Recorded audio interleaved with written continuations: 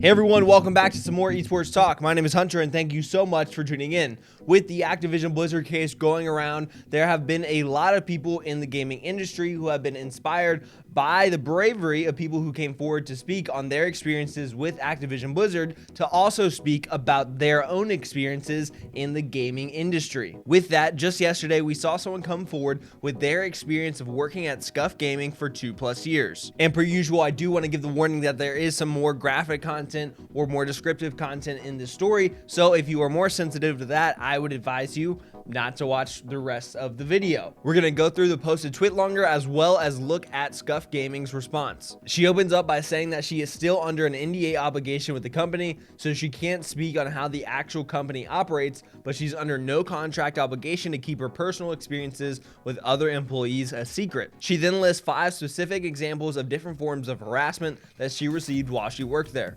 The first being someone by the name of D, who she says resented her for intruding on a workplace that was safe for men. It got to the point where he even snapped and threw a controller at her, and other employees had to defend her. According to her, he told those other employees not to protect her and to let her take care of herself because he was sick of her working in the same space as him.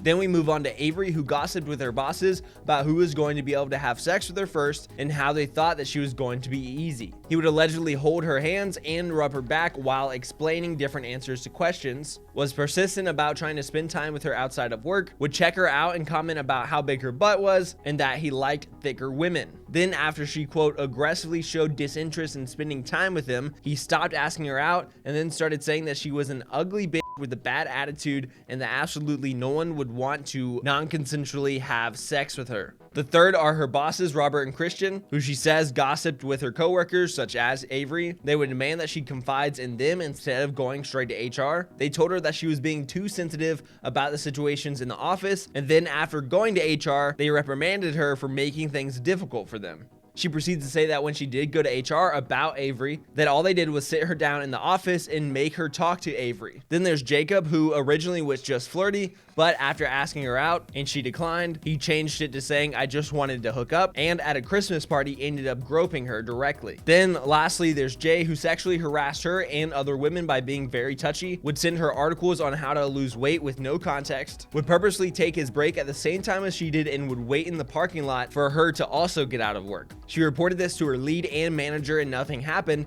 but she did tweet about this, which he later followed her on Twitter by finding her Twitter handle by going into her cubicle when she wasn't there, and then he reported the tweet to HR and said he was fearful for his life, which led to her eventually losing her job in May of 2020. She ends it with a lot of different comments, which you can pause if you want to read all of them, but I do want to point out 2, one of which says, I was so excited to have a job for a popular gaming company, but if I could take back those 2 years of my experience, I would. The pay was really good, but I was incredibly suicidal my entire time there. Then it's not just Activision Blizzard, it happens everywhere.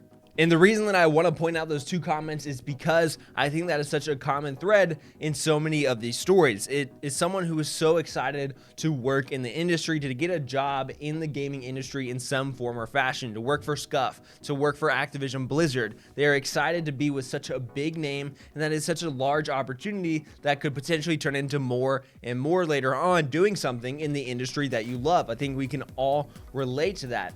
However, if even just one of these stories, and she told 5 different stories, were true, then it's awful. I mean, all of these situations are absolutely awful and need to be handled in some form or fashion. And so it sucks that you hear so many different stories from so many different people in the industry.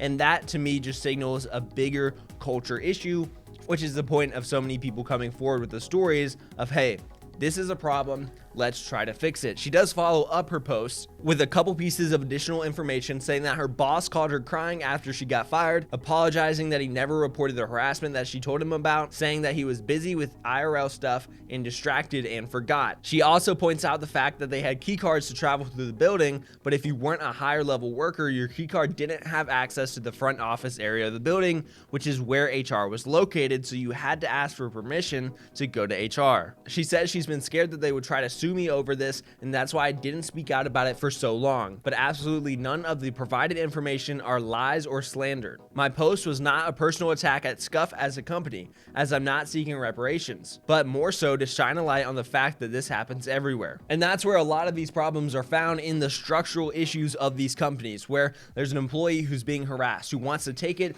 to her upper management, to her manager, and go and talk to them, but they're afraid to bring it to HR because they don't want their department to get any heat. They're afraid for their job as well, and so they just try to quiet it down, hush it up, and smooth things over. But if the employee wants to go to HR, then they also have to go through their upper management, and so that creates an entire load of problems that just should not exist in the space, and that is the point of trying to change everything. Scuf did reply saying, "We are very concerned by a recent post from a former Scuf employee regarding an allegation of sexual harassment. This is something we take extremely seriously, and we are urgently investigating this matter to take further additional actions internally. Sexual harassment of any kind is not tolerated at Scuf, and we continuously strive for an inclusive and safe work environment." With those sort of public statements, you pretty much just have to choose which direction you're going to believe in. You can either believe, hey, I think Scuf is telling the truth. It seems like maybe they weren't aware of the situation. Of course, she did go to a lot of upper management, but maybe now this is on a bigger scale, that the company is more aware of it and will take action. Or you think, man, this is probably just to save face. This is just a public statement to get it out there. They're not actually going to do anything. They're just going to try to quiet it all down. But I will let you make your own decisions on this. Of course, like I said, it sucks to see more and more of these stories, but it is important to talk about them and to cover them so that changes are made. Let me know what you think, guys. Until next time, be safe, be smart, behave. I'll catch you later.